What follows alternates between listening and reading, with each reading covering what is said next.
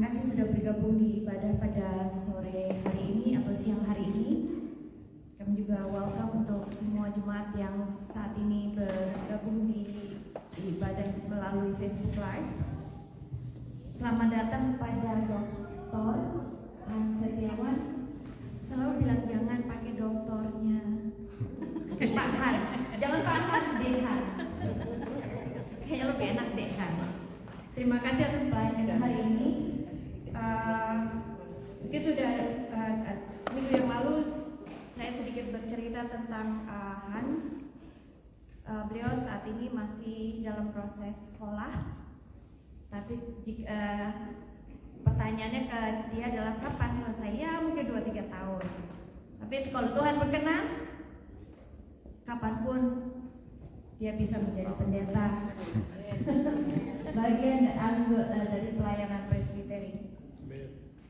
Terima kasih untuk semua yang bertugas hari ini, mulai dari pianis, kantor, yang slideshow, akhirnya Pak, thank you, dan FB Live, Pak Rahmat dan semua jemaat yang ada yang hadir di hari ini. Terima kasih. Selamat datang, udah kembali lagi yang duduk paling belakang, lagi berkunjung ya. Terima kasih. Jemaat, marilah kita tunduk sejenak sebelum kita memulai ibadah kita.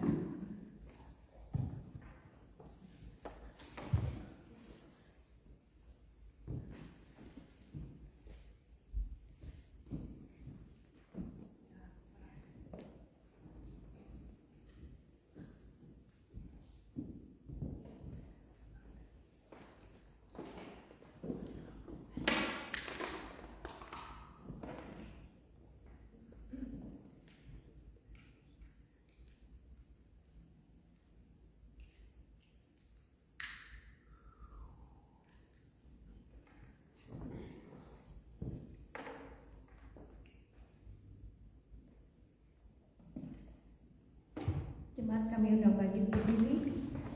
Marilah kita bersama-sama menyanyikan lagu pembukaan Hari Minggu Hari yang Mulia.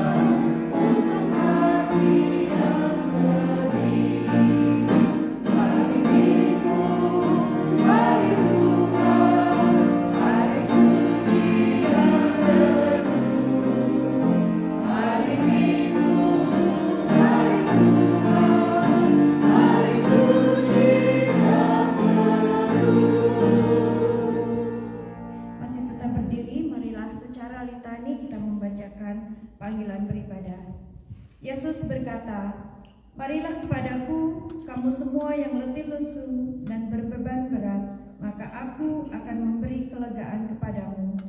Tuhan, kami datang untuk menyembah-Mu, untuk mendengar firman-Mu dan untuk mencari ketenangan bagi jiwa kita.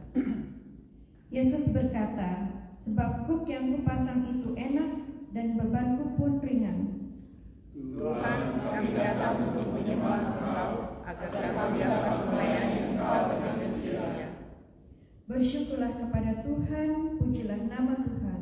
Karena Tuhan itu baik, kasih setia Allah selalu selama-lamanya, dan kesetiaan Tuhan kepada semua generasi.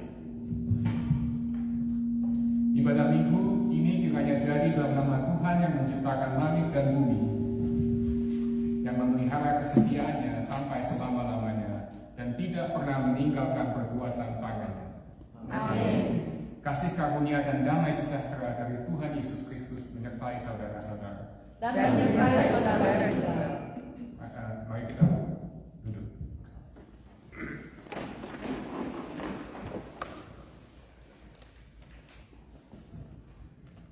Marilah kita mengaku dosa kita kepada Tuhan. Mari kita berdoa. Tuhan, kami datang ke hadirat-Mu untuk menyembah-Mu di tempat ini, Gereja EIPC Immanuel Indonesian Presbyterian Church. Kami tahu bahwa kami telah melakukan banyak dosa dan kesalahan sepanjang minggu ini, bahkan sepanjang hari ini. Kami lemah dan selalu membutuhkan pertolongan hikmat Tuhan. Kami mengaku segala dosa perbuatan kami dan entah yang dosa yang telah kami lakukan sebagai individu, perseorangan, maupun dosa-dosa yang telah kami lakukan sebagai komunitas maupun sebagai bangsa dan negara. Bapak Ibu, saya ajak kita untuk mengaku dosa kita secara individu di dalam hati.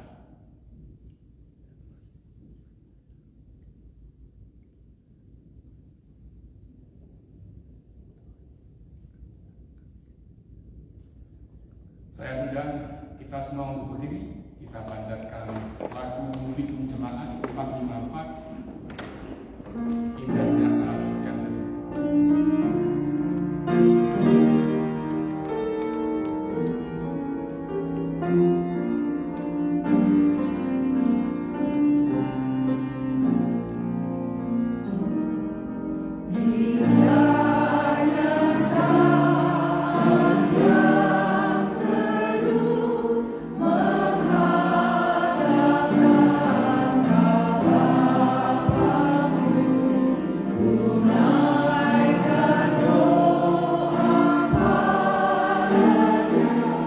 Sedih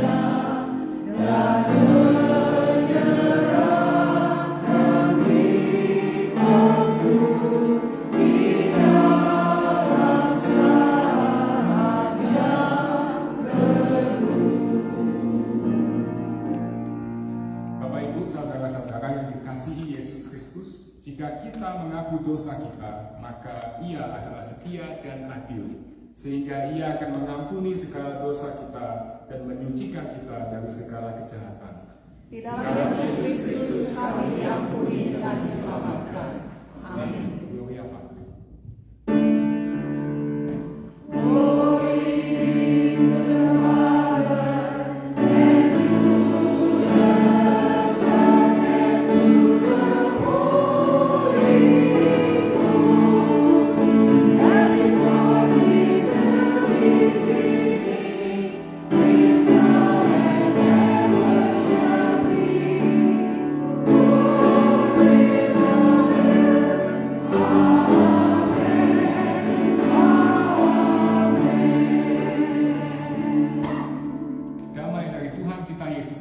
Menyertai saudara sekalian. Dan menyertai saudara kita. Karena Tuhan telah mengampuni kita dalam Kristus, marilah kita saling mengampuni dan menyampaikan salam damai Kristus. Peace of Christ.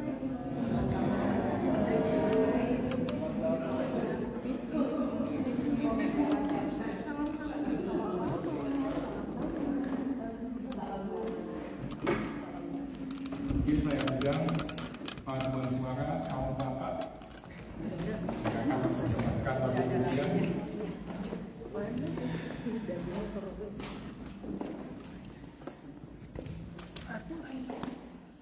Amat cuma satu bagi kita gabung.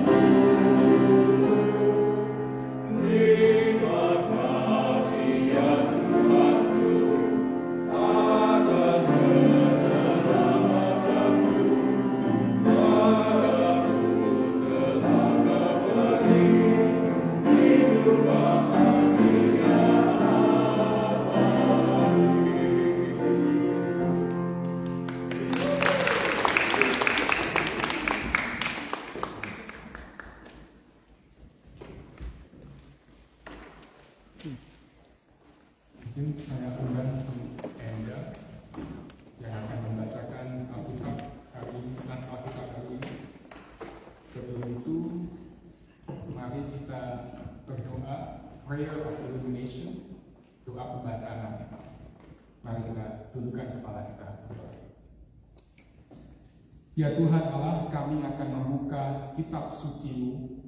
Tolong kami untuk bisa mendengar dan memahami dengan hati yang terbuka dan jujur, melalui kisah kasih dan belas kasihan tolong menolong yang kita yang akan baca hari ini. Bantu kami melihat siapa sesama kami. Buka telinga dan jiwa kami supaya sabda-Mu tumbuh dan hidup dalam kami. Dalam nama Tuhan Yesus. Amin. Jemaat yang terkasih dalam nama Tuhan Yesus Kristus, pembacaan Alkitab hari ini diambil dari Lukas 10. Silakan berdiri. Lukas 10 ayat 25 sampai sampai dengan 37. Orang Samaria yang murah hati. Pada suatu kali berdirilah seorang ahli Taurat untuk mencobai Yesus. Katanya, "Guru, apa yang harus kuperbuat untuk memperoleh hidup yang kekal?" Jawab Yesus kepadanya, "Apa yang tertulis dalam hukum Taurat? Apa yang kau baca di sana?" Jawab orang itu, "Kasihilah Tuhan Allahmu dengan segenap hatimu, dan dengan segenap jiwamu, dan dengan segenap kekuatanmu, dan dengan segenap akal budimu, dan kasihilah sesamamu manusia seperti dirimu sendiri." Kata Yesus kepadanya, "Jawabmu itu benar, perbuatlah demikian maka engkau akan hidup." Tetapi untuk membenarkan dirinya, orang itu berkata kepada Yesus, "Dan siapakah sesamaku manusia?" Jawab Yesus, "Adalah seorang yang turun dari Yerusalem ke Jericho. Ia jatuh ke tangan penyamun-penyamun yang bukan saja merampoknya habis-habisan, tetapi yang juga memukulnya, dan yang sesudah itu pergi meninggalkannya setengah mati. Kebetulan ada seorang imam turun melalui jalan itu. Ia melihat orang itu, tetapi ia melewatinya dari seberang jalan. Demikian juga seorang Lewi datang ke tempat itu. Ketika ia melihat orang itu, ia melewatinya dari seberang jalan. Lalu datang seorang Samaria yang sedang dalam perjalanan ke tempat itu, dan ketika ia melihat orang itu, tergeraklah hatinya oleh belas kasihan. Ia pergi kepadanya, lalu membalut luka-lukanya. Sesudah ia menyiraminya dengan minyak dan anggur. Kemudian ia menaikkan orang itu ke atas keledai tunggangannya sendiri, lalu membawanya ke tempat penginapan dan merawatnya. Keesok harinya ia menyerahkan 2 dinar kepada pemilik penginapan itu. Katanya, "Rawatlah dia, dan jika kau belanjakan lebih dari ini, aku akan menggantinya waktu aku kembali." Siapakah di antara ketiga orang ini menurut pendapatmu adalah sesama manusia dari orang yang jatuh ke tangan penyamun itu? Jawab orang itu, "Orang yang telah menunjukkan belas kasihan kepadanya." Kata Yesus kepadanya, "Pergilah dan perbuatlah demikian." Yang berbahagia ialah yang mereka yang mendengarkan firman Tuhan dan yang memeliharanya dalam kehidupannya sehari-hari. Amin. Haleluya. Haleluya. Haleluya. Haleluya.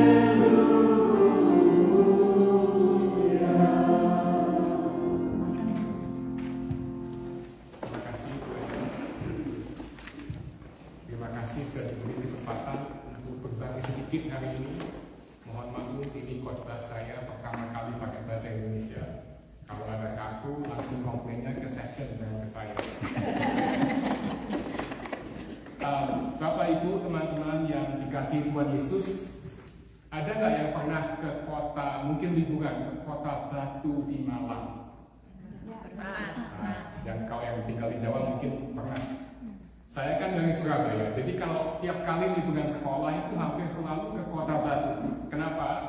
Karena cuacanya enak, udaranya itu sejuk, makanannya enak, dan taman wisata ada yang namanya itu Jawa Timur Park, Jatim Park, semacam Dufan atau mungkin perbandingannya Disneyland.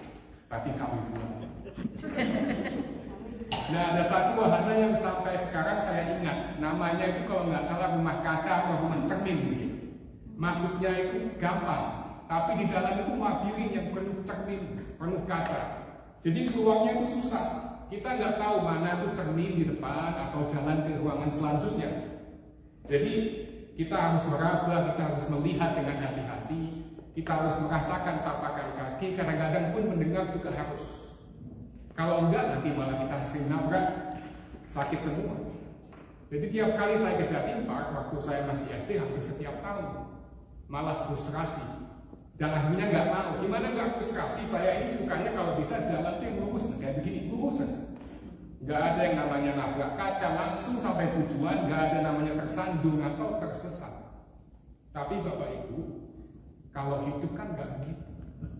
Seperti rumah cermin itu, kadang kita merasa dekat dengan tujuan kita, malah tersesat.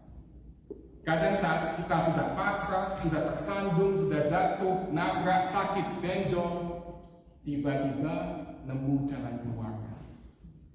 Dan seringkali iman kita, yakni perjalanan kita mengikuti Yesus juga terasa seperti itu. Penuh liku-liku, lika-liku, penuh kebingungan. Apalagi waktu dengar cerita-cerita Yesus di Alkitab yang sering pakai perumpamaan. Loh Tuhan, ini maksudnya apa? Perumpamaan ini kok nggak jelas sih maksudnya. Itu perumpamaan yang satunya itu kok tokoh-tokohnya aneh-aneh sih. Endingnya juga nggak happy. Lah perumpamaan ini Tuhan dibandingkan seperti seorang tuan rumah. Tapi di perumpamaan yang itu Tuhan dibandingkan dengan pencuri yang datang di tengah malam. Waduh, jahat banget membandingkan Tuhan dengan pencuri. Tapi begitu cara Yesus mengajar. Karena perumpamaan itu memang bukan untuk memanjakan telinga kita, tapi untuk menggerakkan hati kita, membongkar kebiasaan kita, memancing imajinasi dan respons kita. Kita diajak berpikir ulang, melihat suatu masalah dari topik atau sudut pandang yang berbeda, membuat kita bisa terbiasa dengan pertanyaan hidup, terbiasa dengan ketidakpastian dalam hidup. Kalau perumpamaan Yesus bikin kita bingung atau bahkan kesal, mungkin kita sedang ada di jalur yang benar. Justru kalau ada yang merasa, saya tahu pasti itu artinya begitu, waduh, mesti hati-hati. Nanti malah kita dosa sombong rohani. Atau kalau Gen Z bilangnya salfok. Ada yang tahu? Salah fokus. Betul. Jadi setiap kali kita membaca dan merenungkan perumpamaan Yesus yang sering nggak masuk akal atau nggak logis bahkan, ingat bahwa Yesus memang tidak membawa kita ke jalan yang lurus, tapi jalan yang penuh liku, penuh rintangan. Bukankah itu jalan kemanusiaan, jalan kehidupan kita? Ada nggak yang di antara kita yang hidupnya tuh enak terus, nggak pernah sakit, nggak pernah gagal, nggak pernah tersesat?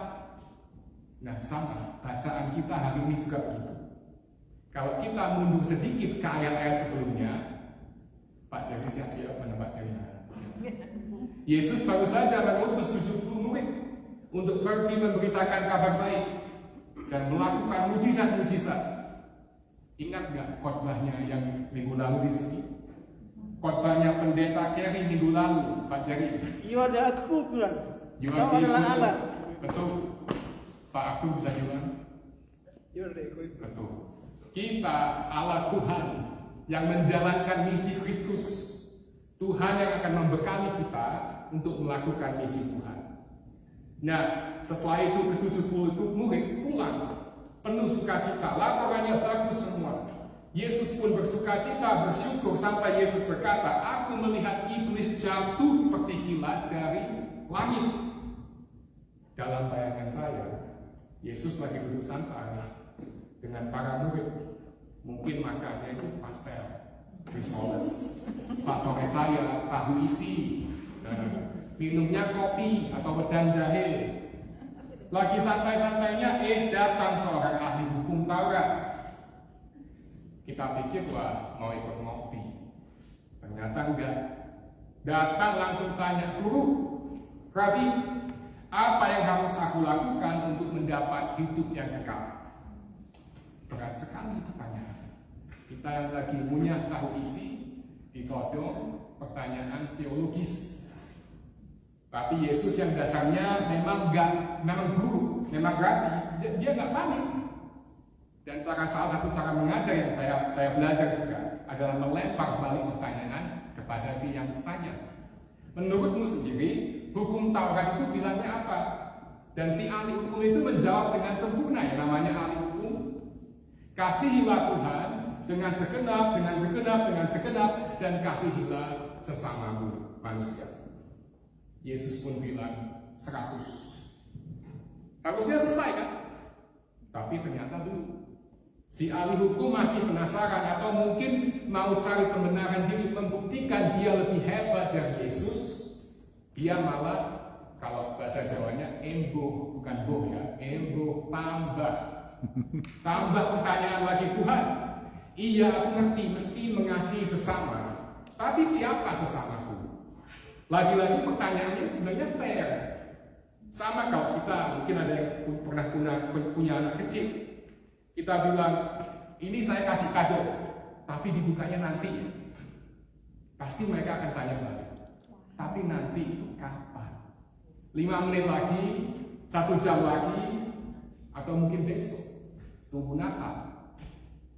Lagi-lagi Yesus nggak memberikan jawaban langsung. Dan disinilah Yesus kasih cerita yang kita sangat kenal, perumpamaan tentang orang Samaria yang baik atau murah hati. Cerita yang sering kita dengar, tapi selalu ada makna baru jika kita mau mendengar dengan hati yang terbuka. Diceritakan ada seseorang, kita nggak tahu namanya siapa, kita nggak tahu agamanya apa, kita nggak tahu latar belakangnya apa. Bahasa Yunaninya cuma anthropos, manusia yang dirampok, dipukuli, ditelanjangi, dan ditinggal di pinggir jalan setengah mati. Datang seorang imam, lihat, wah kasihan, tapi lewat aja. Gak lama datang orang Lewi, juga seorang yang sangat religius, sama saja, bablas. Tapi kemudian datang orang Samaria, dan justru dialah yang menolong, merawat, membalut luka, mengantar ke penginapan, bahkan membayar segala kebutuhan korban ini. Nah, sedikit konteks. Orang Samaria ini secara sosial dan agama adalah musuh bagi si ahli hukum ini, musuh. Dan secara status ekonomi dan sosial ada di bawah sang ahli hukum ini. Yang berarti kemungkinan besar Tuhan secara sengaja memakai contoh ini untuk menantang sang ahli hukum. Kenapa tantangan? Karena kemungkinan besar sang ahli hukum ini, si elit Yahudi ini, orang yang berpendidikan tinggi ini, dia tidak menganggap orang Samaria sebagai sesamanya manusia. Kalau anak milenial, ini satu generasi sebelum Gen Z, milenial gaul bilangnya nggak level lah ya. Itu zaman saya. Oh, zaman juga. Kita bisa saja coba-coba debat juga. Kenapa si imam dan si Lewi lewat tanpa membantu? Mungkin takut jadi najis. Mungkin cepat-cepat karena ada kondangan. Atau menurut saya yang paling mungkin karena dia takut dirampok juga. Ada banyak teori-teori yang mungkin nanti bisa jadi bahan PA. Satu-satu teori dibahas. Tapi Yesus nggak kasih penjelasan. Jadi kita mungkin nggak akan pernah tahu alasannya. Tapi entah kenapa ketika Yesus membahas tindakan sang Samaria, dia berkata, ketika ia melihat orang itu, tergeraklah hatinya oleh belas kasihan. Dia berhenti, dia peduli, dia nggak tanya, ini orang siapa? Layak ditolong nggak? Jangan-jangan orang Yahudi, kan musuh bebuyutanku. Apalagi orang Yahudi yang notabene penindas orang Samaria. Tapi bukannya berprasangka buruk, dia malah bertanya dalam hati, kalau aku nggak berhenti sekarang, apa yang akan terjadi kepadanya? Itu Bapak Ibu belas kasihan. Sedikit intermezzo ya. Setiap saya merenungkan dan membaca cerita perumpamaan Yesus, entah perumpamaan yang lain atau perumpamaan ini, ada 3 hal, 3 pertanyaan yang saya selalu ingin cari dan jawab di setiap perumpamaan Yesus. Dan mungkin saya ingin mengajak kita untuk memikirkan ketiga hal ini siang hari ini. Nomor 1, tantangannya apa? Bagian mana dari cerita Yesus ini yang bikin kita nggak nyaman atau bingung? Di mana kita merasa Tuhan ingin mengkoreksi atau bahkan mengkritik kehidupan kita? Nomor 2, lokasi Tuhan. Apa perbuatan campur tangan dan peran Tuhan dalam cerita ini? Apakah Tuhan misalnya menjelma menjadi salah satu karakter dalam cerita, atau mungkin Tuhan menjadi penggerak tokoh dalam cerita? Dan yang terakhir, undangannya apa? Apa yang cerita ini minta kita untuk lakukan? Apa ajakan Yesus untuk kita? 3 pertanyaan, tapi jawabannya infinity. Ini macam-macam, setiap orang punya jawaban masing-masing. Jawaban saya pasti berbeda dengan jawaban Bu Elsa, dan jawaban Bu Elsa pasti berbeda dengan Bu Endang, Dan banyak sekali kita mungkin macam-macam. Berhubung banyak kita ini banyak yang udah lapar. Saya share aja jawaban-jawaban saya. Nanti saat fellowship, kan udah di meja bunda, bisa saling share opini tentang apa sih makna perumpamaan ini.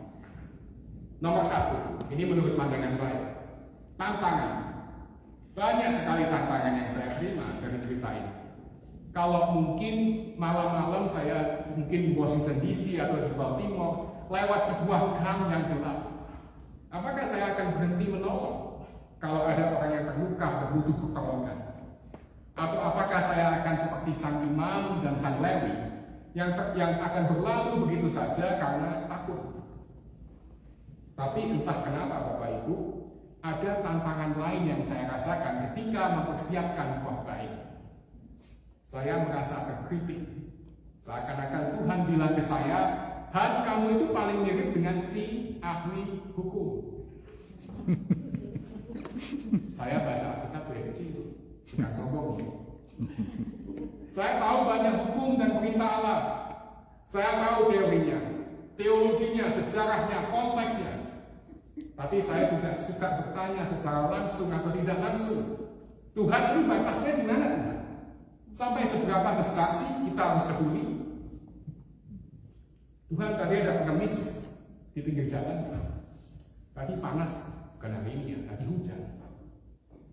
Cuaca di luar nggak mendukung, dan ibu ini minta-minta Tuhan. Tapi saya nggak berhenti Tuhan, karena saya yakin tuh model-model begitu kalau pulang pasti ada rumah, ada mobil Tuhan. Atau mungkin dia malas, kan ada ditulis di Alkitab, orang malas nggak akan dapat apa-apa. Jadi oke ya Tuhan ya, kalau saya nggak bantu, saya membenarkan diri. Atau aduh Tuhan, Gusti banyak sekali nih perang-perang, konflik-konflik, banyak refugees di mana-mana. Saya ini mesti membantu teman-teman refugee yang ada di Amerika aja, atau mungkin kita juga membantu korban perang di tempat lain. Kalau saya doa untuk gereja IIPC saja atau gereja semua di dunia. Kalau mau sumbang bencana alam, cuma bencana alam di Indonesia, Amerika, atau mungkin di negara-negara lain juga kan? Kasih clue sedikit dong Tuhan. Siapa sesamaku manusia? Ini batasnya di mana Tuhan? Siapa yang bisa kita pinggirkan supaya kita nggak perlu bantu? Dan jengkelnya di tengah kebingungan ini Yesus nggak kasih kita petunjuk praktis, tapi malah kasih cerita ini yang untuk kita bergumul. Nomor 2, di mana saya melihat Tuhan? Campur tangan dan peran Tuhan dalam cerita ini saya nggak temukan di surga atau di mimbar gereja atau di bait Allah, tapi di jalan yang berbahaya ini. Bukan lewat penyelamatan dramatis seperti film-film Hollywood superhero, tapi lewat tindakan seorang manusia yang biasa. Bukan lewat solusi-solusi yang cepat, mudah, praktis, tapi lewat kasih yang sabar dan gak kenal lelah. Bukan lewat ajaran agama yang didorong oleh kemarahan atau ketakutan akan akhir zaman, tapi lewat gerakan belas kasihan di zaman now, zaman sekarang. Bukan lewat hukum yang menentukan siapa sesama, siapa bukan, tapi lewat sikap hati yang menolak melihat siapapun sebagai seorang yang derajatnya lebih rendah, menolak melihat siapapun sebagai seorang yang najis atau jijik, yang gak layak dicintai, gak layak diselamatkan, atau gak layak untuk kita lindungi. Dan ketika saya mulai terbuka, bisa melihat Tuhan di dalam perumpamaan ini, maka saya mungkin lebih gampang melihat Tuhan, mengingat Tuhan di gereja ini juga, di ministry Bapak Ibu IIPC, jemaat IIPC. Bagaimana sebagai gereja kita membesuk jemaat yang sakit untuk Christmas Carol dan hal-hal lain. Di saat kita menguatkan satu sama lain, banyak kesulitan atau saat kedukaan, saya melihat campur tangan Tuhan melalui pelayanan komisi-komisi, diakonia maupun session. Disinilah saya merasakan Tuhan bekerja. Di saat kita menunjukkan belas kasihan bagi satu sama lain.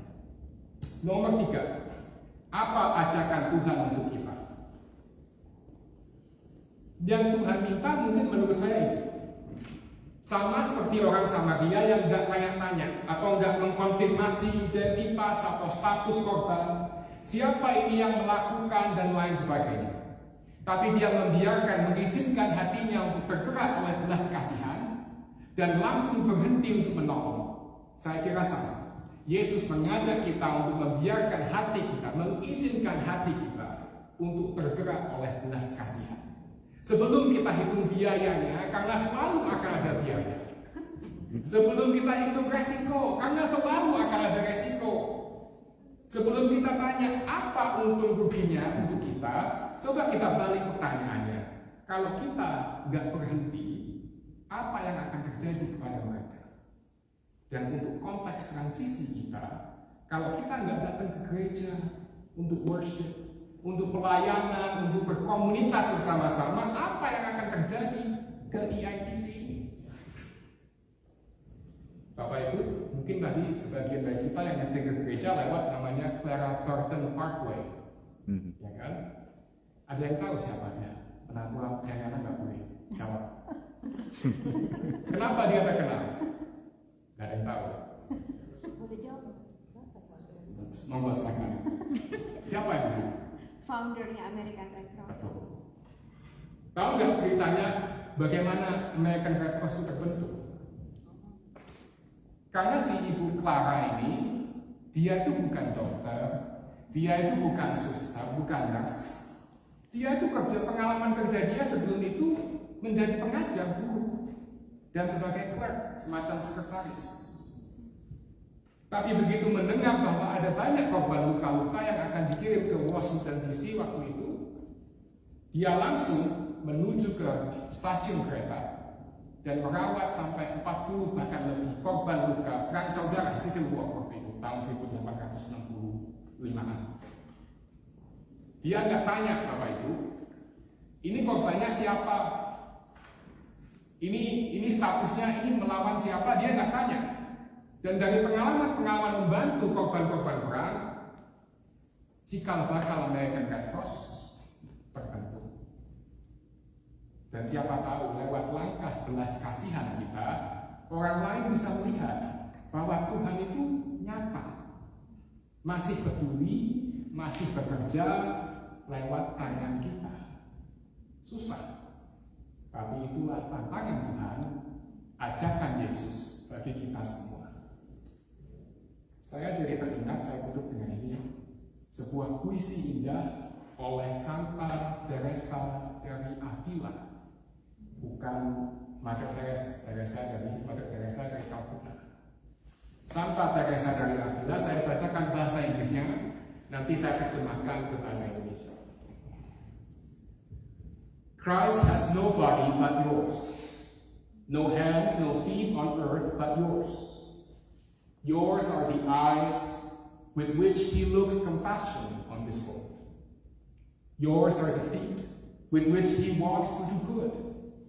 Yours are the hand with which he blesses all the world. You are the hands, yours are the feet. Yours are the eyes, you are his body. Terjemahannya, Kristus tidak memiliki tubuh badan di dunia ini kecuali tubuh kita. Tak mempunyai tangan, tak mempunyai kaki di bumi kecuali tangan dan kaki kita. Melalui mata kita, dia memandang dunia dengan penuh belas kasihan. Melalui kaki kita, dia berjalan di dunia ini dengan penuh untuk melakukan kebaikan. Melalui perbuatan tangan kita, dia memberkati seluruh alam semesta. Kitalah tangannya, kitalah kakinya, kitalah matanya, kitalah tubuhnya. Cerita berakhir dengan pertanyaan Yesus, siapakah di antara ketiga orang ini menurut pendapatmu adalah sesama manusia dari orang yang jatuh ke tangan penyambut itu? Jawab si ahli hukum, orang yang telah menunjukkan belas kasihan kepadanya. Kata Yesus, pergilah dan berbuatlah demikian. Dan sama Bapak Ibu, pergilah dan perbuatlah demikian. Amin.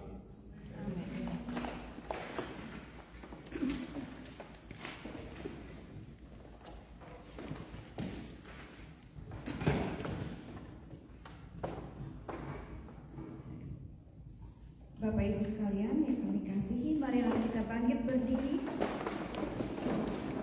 dan bersama semua orang percaya di sepanjang zaman, mari kita mengaku iman percaya kita menurut pengakuan iman rasuli dengan masing-masing berkata, Aku percaya kepada Allah, Bapa yang Maha Kuasa, Khalik langit dan bumi, dan kepada Yesus Kristus, Anaknya yang tunggal Tuhan kita, yang dikandung daripada Roh Kudus, lahir dari anak darah Maria, yang menderita di bawah pemerintahan Pontius Pilatus, disalibkan, mati dan dikuburkan, turun ke dalam kerajaan maut.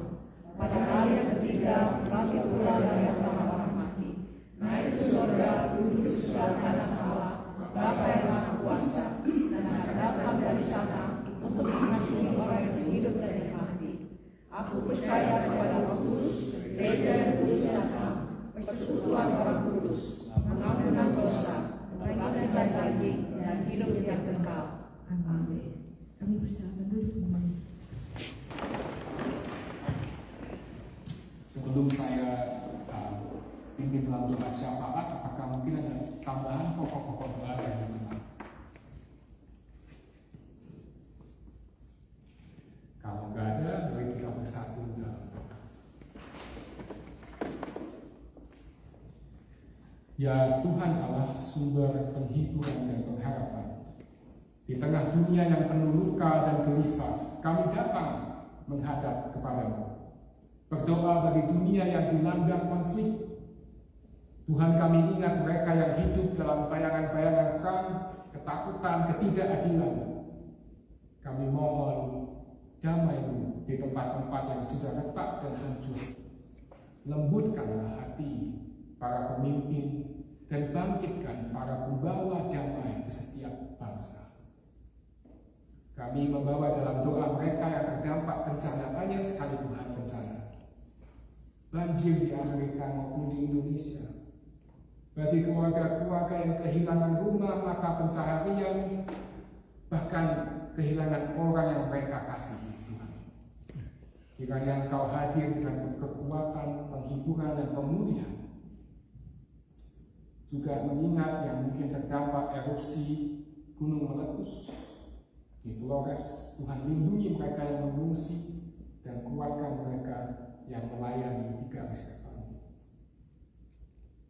Kami juga ingin mengingat saudara-saudari kami yang sedang sakit ke hadapan-Mu.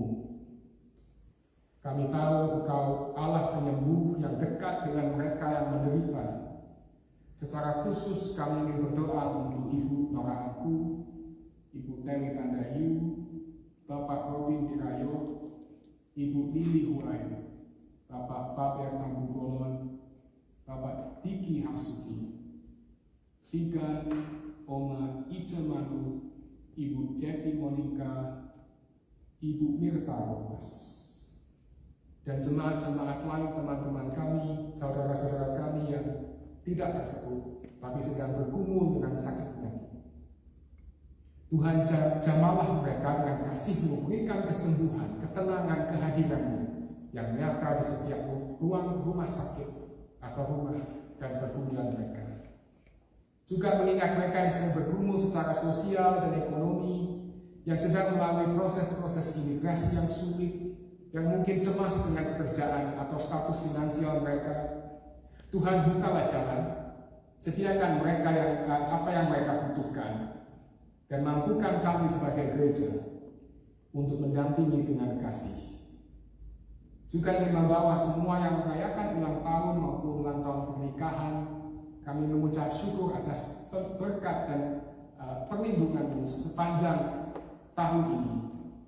Kiranya Engkau terus memberkati dan memberikan kesehatan bagi semua. Kami bersyukur atas gereja ini, Tuhan, dan kami memohon tuntunan-Mu dalam setiap pelayanan-pelayanan kami, komisi, session, diaken, semua, Tuhan.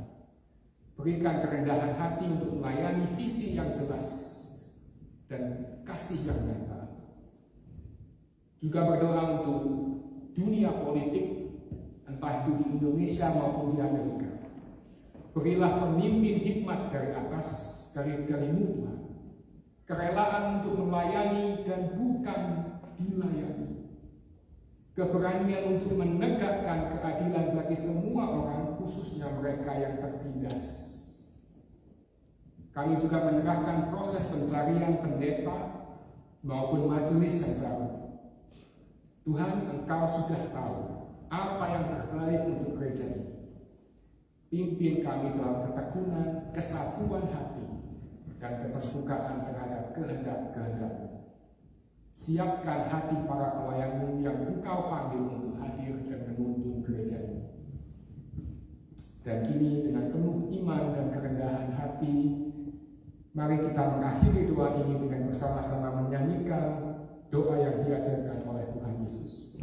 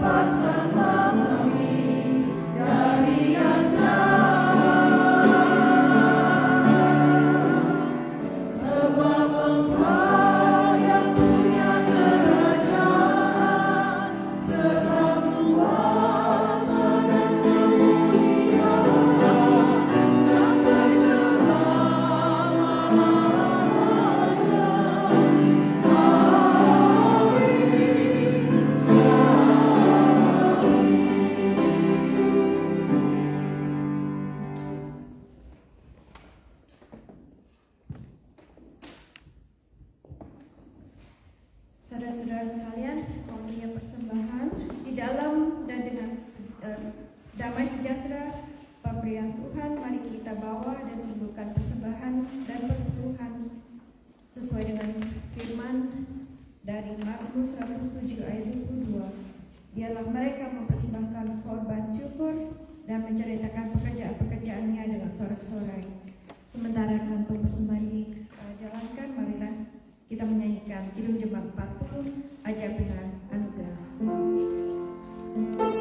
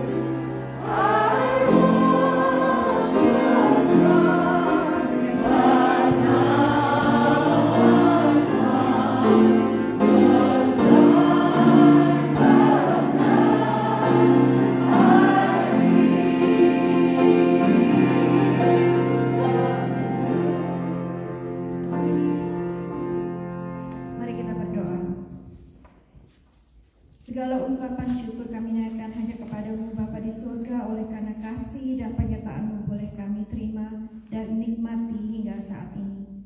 Kami tahu dan kami menyadari ya Bapa, bahwa setiap berkat yang kami terima dalam kehidupan kami itu semua hanya daripada-Mu saja ya Bapa.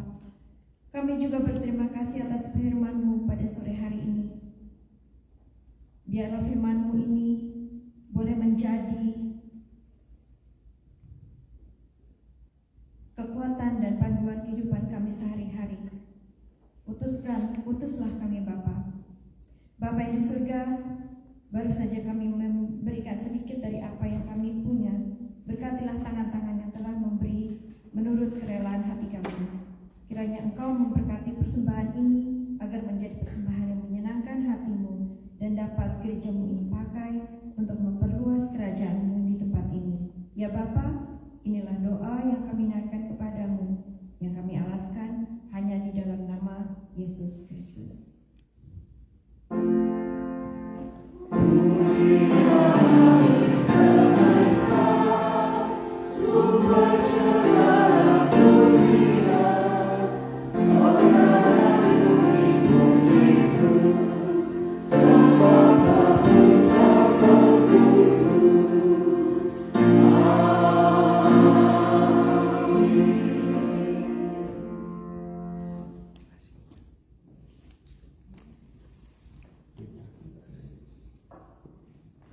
Mari kita sama-sama menyanyikan lagu nyanyian penutup kita, Kidung Jemaat 370, Ku Mau Berjalan Dengan Juru Selamat.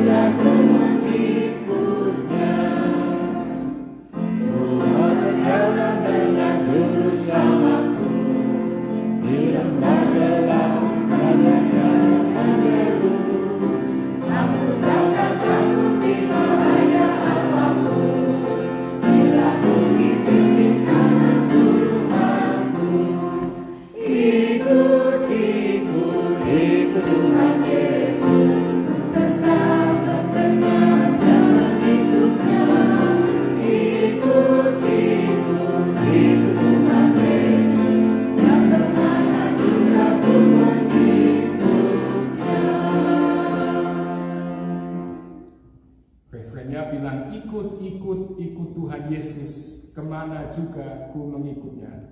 Mari kita pergi dari tempat ini untuk mengikut Yesus dengan keyakinan bahwa Tuhan adalah sumber kekuatan dalam hidup kita. Dan semoga kasih karunia Tuhan kita Yesus Kristus, kasih Allah dan persekutuan Roh Kudus menyertai saudara dan tinggal bersama saudara hari ini dan selama-lamanya.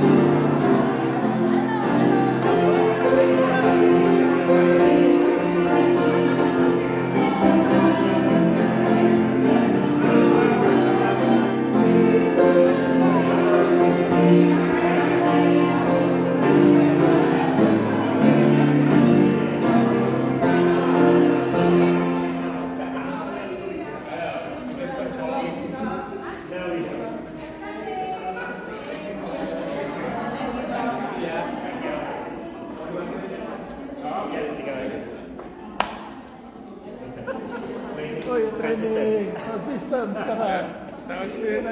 Iya, thank you. Pelayanannya. Kamu aja ya. Dua jari.